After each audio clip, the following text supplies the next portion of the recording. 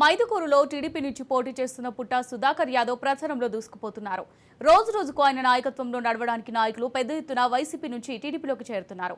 2 సార్లు ఓడిపోయినా ప్రజల మధ్యనే ఉంటూ సేవ చేసిన తనకు ఒక అవకాశం కల్పించాలంటూ సుధాకర్ యాదవ్ చేస్తున్న విశేష స్పందన లభిస్తోంది ప్రచారానికి.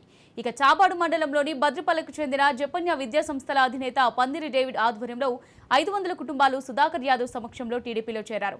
పేదరికం నుంచి ఈ స్థాయికి వచ్చిన తాను పుట్టిన గడ్డకు మేలు చేయాలన్న ఉద్దేశంతోనే రాజకీయాల్లోకి వచ్చానని పందిరి డేవిడ్ అన్నారు.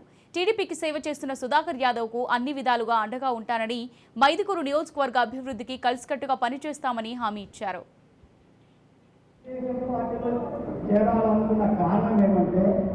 గత 5 ఏళ్ల బట్టి ఈ ప్రభుత్వాల గురించి చూసాం మనం. ఈ ప్రభుత్వంలో మనకు ఏం న్యాయం జరిగింది, ఏం అన్యాయం జరిగింది, దళితులను ఏ విధంగా కొట్టారు, ఏ విధంగా చంపారు, గుండు కొట్టి పోలీస్ స్టేషన్లో తన్నారు, అదేవిధంగా చంపి ఇంట్లో పంపించారు. ఏ దళితులు అంటే అంత సులభనా? దళితులలో మొదలు లేదంటున్నారా? దళితులంటే అంత అభిమానులు అంటున్నారా? దళితులు కూడా ఎదురు తిరుగుతే ఆ ప్రభుత్వం అంతం కాక తప్పదు.